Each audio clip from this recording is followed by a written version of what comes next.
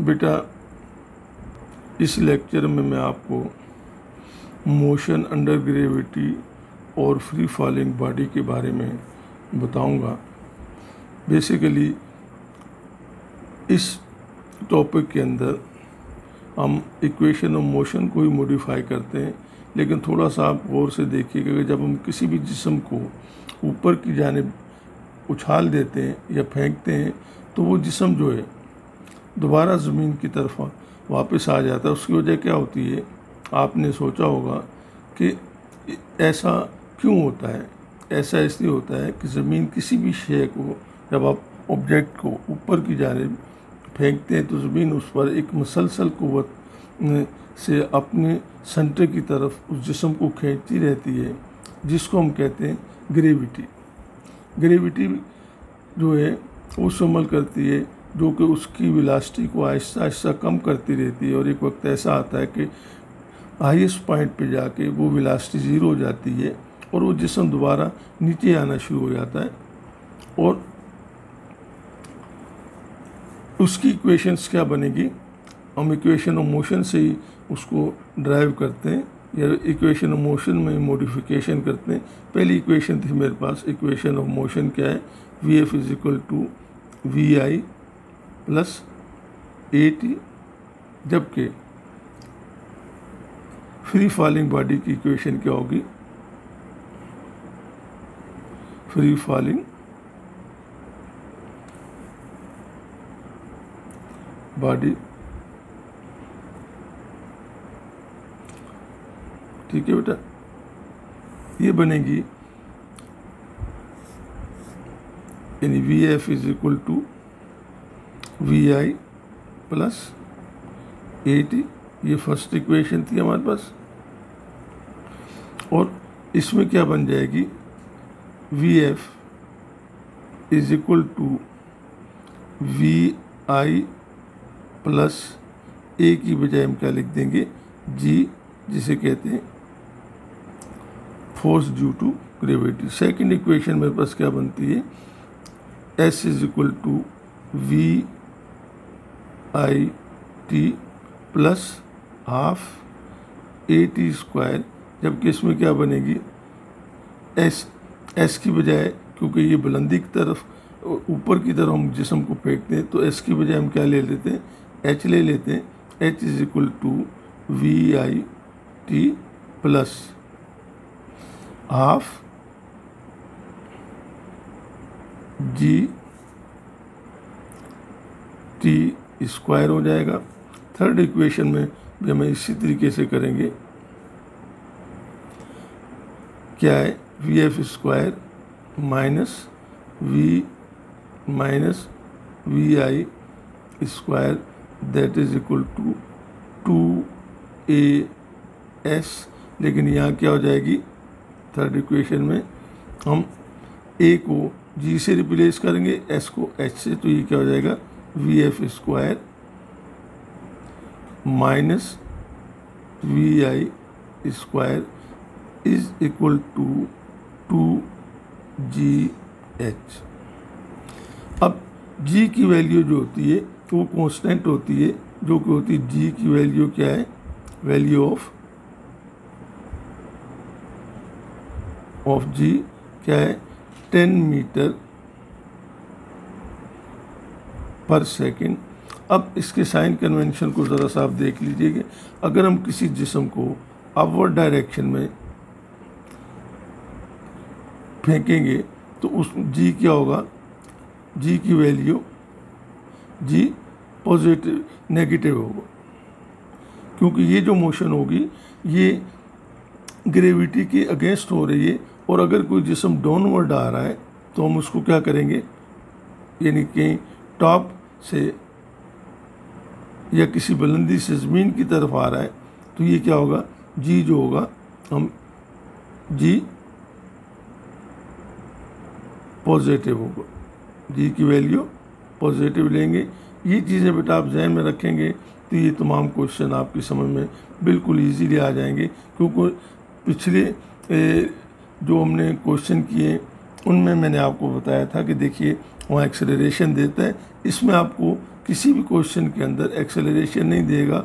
आप अपने से जी की वैल्यू 10 मीटर या तो आपको क्वेश्चन में दे देगा, अगर नहीं देता है तो आप जी की वैल्यू क्या लिखेंगे 10 मीटर पर सेकेंड स्क्वायर जो है वो आप जी की वैल्यू। बेटा अब हम क्वेश्चन 3.10 शुरू करेंगे। क्या कह रहा है? A stone is drop from the top of tower, takes 5 second to reach the ground, calculate the height of the tower, take G is equal to 10 metre per second square. देखिए इसमें आपसे क्या कह रहा है कि एक पत्थर को उसने एक टावर से फेंका है जो कि ज़मीन तक पहुंचने में 5 सेकंड लेता है। आपसे कह रहा है कि बताइए कि टावर की बुलंदी क्या है। तो डेटा बनाते हैं। देखिए ये क्या कह रहे हैं हमसे कि टाइम कितना, क्योंकि आप देखिए इसमें मुझे ये कह रहा है कि जब उसने स्टोन को फेंक रहा था तो उसने हाथ में पकड़ा हुआ था, उस वक्त हम उसकी इनिशियल वेलोसिटी क्या लेंगे, सपोज करेंगे इस पॉइंट पे यहाँ पे मेरे पास है, तो ये कितनी v i is equal to 0 लेंगे। टाइम कितना ले रहा है? 5 सेकंड ले रहा है वो। एक्सेलरेशन मैंने आपको पहले बताया कि देखिए जब किसी चीज़ को आप बुलंदी से ज़मीन की तरफ फेंकेंगे तो उस वक्त आप जी जो लेंगे वो प्लस लेंगे। तो हमने acceleration a is equal to g 10 metre per second square लिया। हाइट ऑफ द टावर यानी एच इज इक्वल आपसे वो मालूम करने के लिए कह रहा है। तो अब देखिए इस इक्वेशन में हमारे पास 4 चीज़ें दी हैं, वी आई, टी, जी और H. Bye using the second equation of motion. आप कहेंगे कि मैं क्यों इस्तेमाल कर रहा हूँ? देखें इसमें अगर इस इक्वेशन को आप डेटा से कंपेयर करें तो वी आई, यहाँ भी आपके पास वी आई है, टाइम यहाँ भी आपके पास टाइम है, जी यहाँ भी जी आपके पास है और एच यहाँ भी एच है। तो इसलिए मैंने, क्योंकि ये चारों चीज़ें जो उसने मुझे दी हैं और एक मतलब कह रहा है कि आप इस क्वेश्चन को सॉल्व कीजिए, तो मैं क्या कर रहा हूँ, इस इक्वेशन को इसलिए इस्तेमाल कर रहा हूँ। तो h is equal to we i t plus half g t square. अब उसके बाद बारी आती है कि हम इसमें डेटा के इक्वेशन के अंदर जो दी वैल्यू है उनको हम पुट करें। देखिए v मेरे पास क्या है 0, यहाँ से मैंने v को हटाया, v को हटा के उसकी जगह पे मैंने 0 लिख दिया, multiplied by time 5 plus as it is उतार लिया, 1/2 भी मैंने वैसे उतारा। फिर उसने क्या कहा कि g की वैल्यू कितनी 10 मैंने लिखी और कहता है टाइम का स्क्वायर है, तो मैंने 5 का स्क्वायर कर दिया। तो आप देखें जब मैं इसको कैंसल आउट करूँगा तो ये जो 2 10 जा 2 5 जा 10 होता है। तो मैंने यहाँ इसको 2 को 10 को कैंसिल कर दिया, ये मेरे पास 5 आ गया। अब आप देखें कि ये 5 मैंने एज इट इज़ उतार लिया, 5 का स्क्वायर कितना आता है 25, 0 प्लस 5 इंटू 25 लिखा। अब इन दोनों को अगर आप मल्टीप्लाई करेंगे तो आपके पास क्या आएगा 125। 0 प्लस 125 कितना होता है 125। तो मैंने क्या लिखा, ये मेरे पास आंसर होगा हाइट ऑफ द टावर, यानी उसने जिस टावर से पत्थर को फेंका तो उसकी बुलंदी कितनी आई मेरे पास 125 मीटर। देखिए अगला क्वेश्चन है 3.11। क्या कह रहा है? A boy throws a ball with a velocity of 20 metre per second, find the time elapsed between the throwing and catching the ball. क्या कह रहा है कि एक लड़का जो है वो गेंद को 20 मीटर पर सेकंड की वेलोसिटी से उछाल रहा है।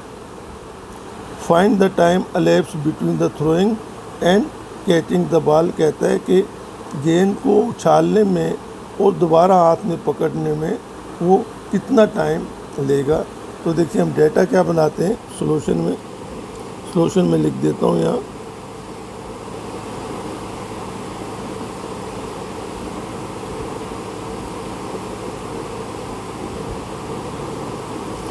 डेटा क्या है, देखिए उसकी इनिशियल वेलोसिटी क्या है, initial velocity vi 20 metre per second है। फाइनल वेलोसिटी देखिए जब ये यहाँ से, ये ज़मीन से या जहाँ से भी उछाल रहा है वो अपने थ्रोइंग पॉइंट से लेके मैक्सिमम पॉइंट पे जाके गेंद थोड़ी देर के लिए रुकेगी, वहाँ पे हम सपोज करते हैं कि फाइनल वेलोसिटी vf जो है वो 0 है। और यहाँ से वो फेंक रहा है vf 0 होने तक वो जो टाइम ले रहा है दैट इज़ t। तो फाइनल वेलोसिटी में क्या लूँगा, ऐसे क्वेश्चन में जब आपको इनिशियल वेलोसिटी दी होगी तो आप हमेशा फाइनल वेलोसिटी को 0 लेंगे। तो final velocity is equal to 0। Acceleration मैंने आपको पहले भी बताया कि देखिए जी जो होता है, जब आप किसी भी बॉडी को, किसी भी चीज़ को ऊपर की तरफ फेंकेंगे तो क्योंकि वो ज़मीन कशी शक्ल के अगेंस्ट मूव कर रहा होता है, तो ऐसी सूरत हम क्या करेंगे, जी की value -10 metre per second square आप लेंगे। जी की वैल्यू क्या लेंगे, 10 मीटर पर सेकंड स्क्वायर आप लेंगे। तो मैंने वो लिया a is equal to g -10 metre per second square. Time वो मुझसे पूछ रहा है कि आप एक कितनी देर में जो है, कितनी देर लेगा वो हाथ में पकड़ने के लिए। तो मैंने इसको पहले मैं क्या करूँगा कि इसका मैक्सिमम पॉइंट पे पहुँचने का टाइम मालूम करूँगा, या यूँ समझे कि मैं कहता हूँ कि इसकी जो है ये जो initial velocity 20 metre per second है, ये जैसे जैसे ऊपर जाएगी ये कम होती जाएगी। मैं देखता हूँ कि जब किस वक्त ये कितने टाइम में ये वेलोसिटी 0 हो जाएगी, यानी फाइनल वेलोसिटी 0 हो जाएगी। तो मैं इस्तेमाल करता हूँ by using the first equation of motion, vf is equal to va plus gt। vf 0 है, vi 20 है, प्लस g की वैल्यू क्योंकि अपवर्ड डायरेक्शन में जा रहा है, गेंद को थ्रो कर रहा है, तो मैं -10 लिखूँगा इंटू t। अब आप देखिए कि ये प्लस माइनस माइनस हो जाएगा, -10t, और ये 20 एज इट इज़ आ जाएगा। अब मैं इस 20 को यहाँ से राइट से लेफ़्ट की तरफ ले जाना चाह रहा हूँ, तो इसका मेथड आपको पता है कि यहाँ ये 20 जो है क्योंकि प्लस है, तो जब ये लेफ़्ट पे जाएगा तो ये माइनस हो जाएगा, 0 - 20 that is equal to -10t। या मैं इसे कहता हूँ कि देखिए -20 आ जाएगा, ये इसको सिंप्लीफाई करेंगे, ये -10। अब इस -10 को मैंने यहाँ से रिप्लेस करना है, तो इसका एक मेथड तो ये कि -10 से यहाँ डिवाइड कर इधर ले जाऊँ, या हम कहते हैं मैंने कि इसको क्या किया, डिवाइडिंग बोथ साइड बाय -10। तो -10 से जब मैं डिवाइड करूँगा तो ये -10 और ये -10 जो है ये आपस में कैंसिल हो जाएंगे, और ये माइनस इंटू माइनस आपने पढ़ा हुआ है मैथ में, माइनस इंटू माइनस प्लस होता है, इसी तरीके से यहाँ भी माइनस इंटू माइनस प्लस होगा। और 10 को 20 से डिवाइड करेंगे तो 10 टू ज़ा 20, t कितना मेरे पास आ जाएगा, 2 सेकेंड। यानी ये वो टाइम है मेरे पास कि जो गेंद जो है इनिशियल फाइनल वेलोसिटी 0 होने तक लेता है। तो अब जब यहाँ पे जाके इसकी फाइनल वेलोसिटी, यानी कि वो कहता है कि 2 सेकंड के बाद 0 होगी, लिहाजा क्या होगा कि ये 2 सेकंड तो जाने में ले रहा है, और इस बुलंदी से दोबारा वापस आने में भी ये 2 सेकंड ही लेगा। तो इसका मतलब क्या कि टोटल टाइम जो वो कह रहा है elapsed between throwing and catching क्या होगा, total time is equal to 2 + 2 that is equal to 4 second. आप इसको लेंगे, कितना होगा जब 4 सेकेंड। बेटा ये आपका आंसर होगा, यानी 2 सेकेंड जो है वो गेंद ऊपर जाने में लेगा, और वापस जब वो हाथ में पकड़ेगा तो 2 सेकेंड वो लेगा। तो इस तरह से टोटल टाइम कितना हो जाएगा, 4 सेकेंड। 3.12 न्यूमेरिकल क्या कह रहा है बेटा, a stone is thrown vertically upward with a velocity of 20 meter per second.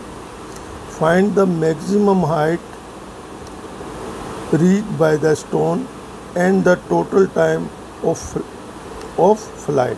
यानी ये आप देखें कि यहाँ तक जो आपको कह रहे हैं 20 मीटर तक, ये जो हमने इससे पहले न्यूमेरिकल 11 किया है, उसमें भी यही चीज़ थी कि तो वो 20 मीटर की वेलोसिटी से फेंक रहा है। अब हमसे थोड़ा सा अलग से बात कर रहा है, फाइंड द मैक्सिमम हाइट, जिसकी हम बात कर रहे हैं। कहता है कि बताइए वो ज़्यादा से ज़्यादा कितनी बुलंदी तक जाएगा, and the total time of flight, यानी वो कहता है कि हवा में वो कितनी देर रहा या वो कितनी देर तक बाद ज़मीन में आ जाएगा, ये कहलाता है टोटल टाइम ऑफ फ्लाइट। ठीक है बेटा, तो डेटा बनाते हैं।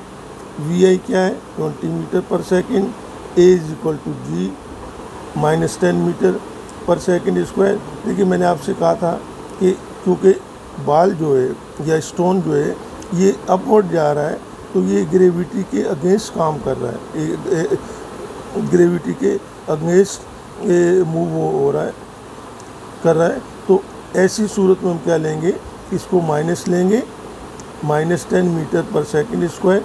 अब देखिए कि पहले क्वेश्चन भी मैंने आपसे कहा और इन तमाम क्वेश्चन में जितने भी फ्री फॉलिंग बॉडीज़ हैं, इनमें हम क्या करते हैं कि जब आप किसी चीज़ को नीचे से ऊपर की जानिब उछालेंगे तो आप इनिशियल वेलोसिटी तो देंगे तो ऊपर की तरफ जाएगा, लेकिन आप फाइनल वेलोसिटी हमेशा याद रखिएगा कि ज़ीरो लेंगे।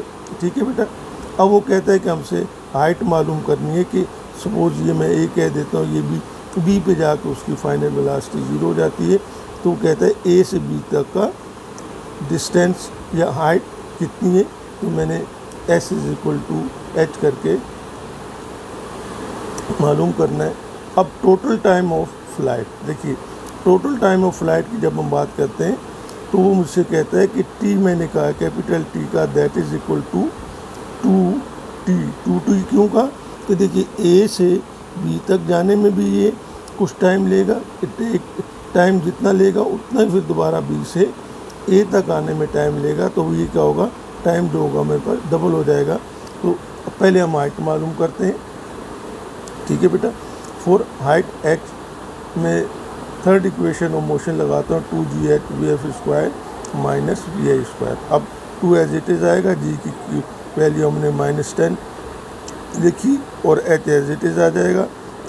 vi 0 है, 0 का स्क्वायर माइनस 20 का स्क्वायर, ये माइनस प्लस माइनस माइनस हो जाएगा, 10 2 ज़ा 20 into h is equal to 0 का स्क्वायर 0। अब देखें 20 का स्क्वायर 400 होता है। ठीक है, अब इसको मैं क्या करूँगा, plus minus minus as it is उतार लूँगा इसको। अब इस -20 को ख़त्म करने के लिए मैं क्या करूँगा, बोथ साइड पे -20 से इधर भी डिवाइड कर दूँगा, लेफ्ट हैंड साइड पे भी और राइट हैंड साइड पे भी।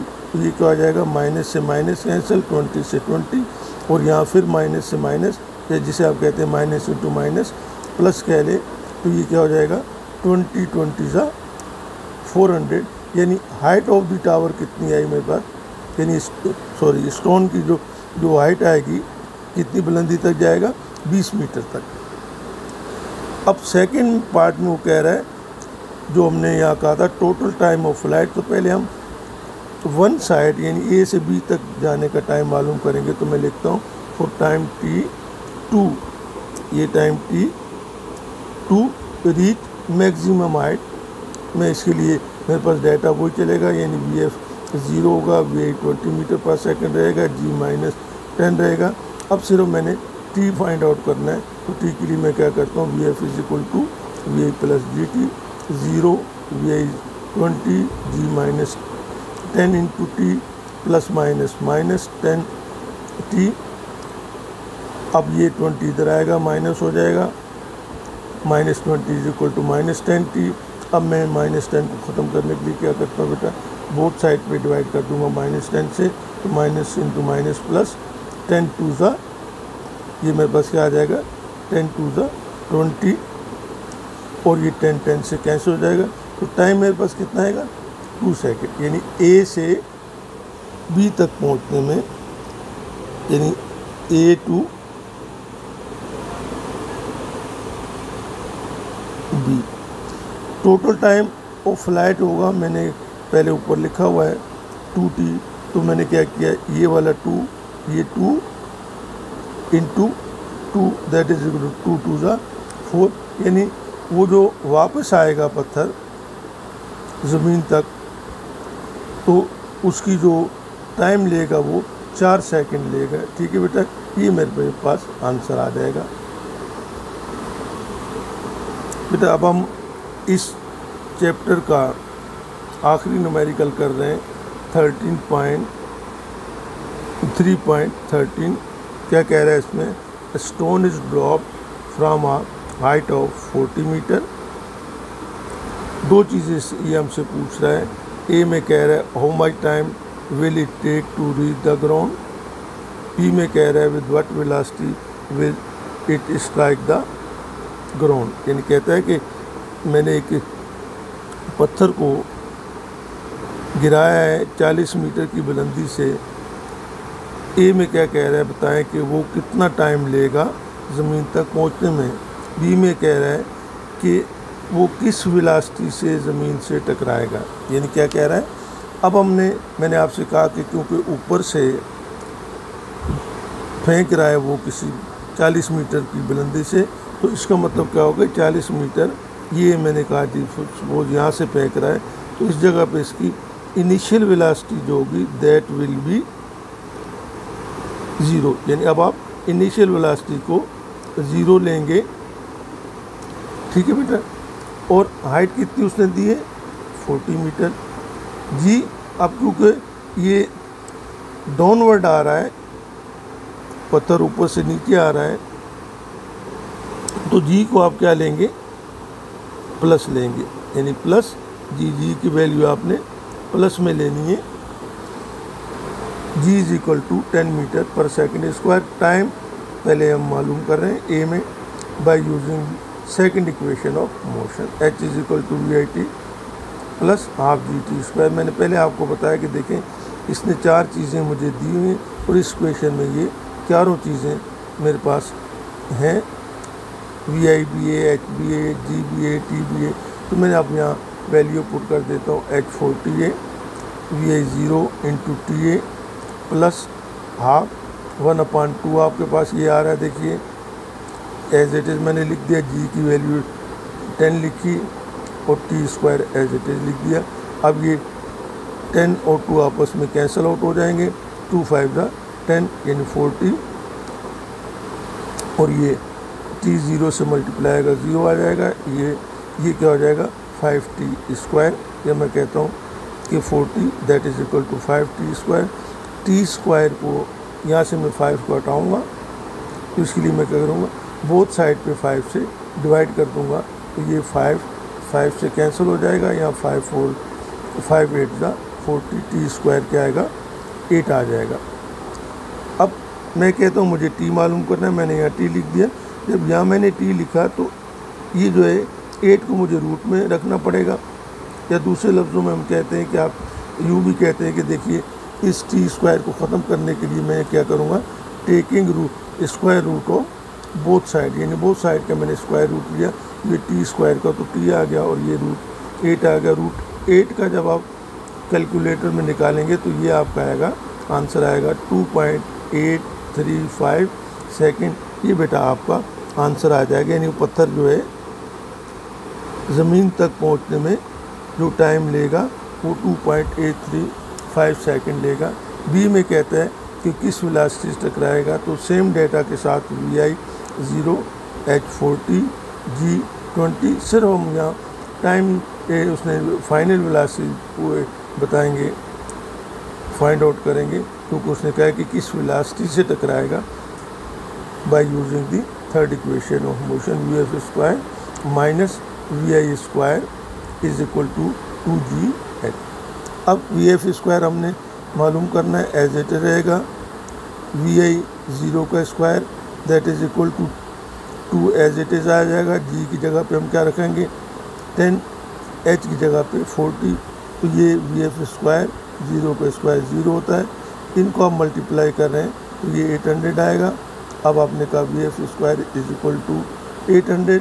दोबारा से हम कहते हैं देखिए क्योंकि मैंने VF की वैल्यू मालूम करनी है जो उसने मुझे कहा हुआ है, तो मैंने taking root of both side का रूट ले लिया, तो ये VF आया। आप 800 का जब रूट लेंगे तो आपका आंसर आएगा कैलकुलेटर पे 28 मीटर पर सेकंड, यानी वो जो पत्थर ज़मीन से टकराएगा, पत्थर जिस वक्त ज़मीन से टकराएगा उस वक्त उसकी वेलोसिटी क्या होगी, 28.28 मीटर पर सेकंड हो जाएगी।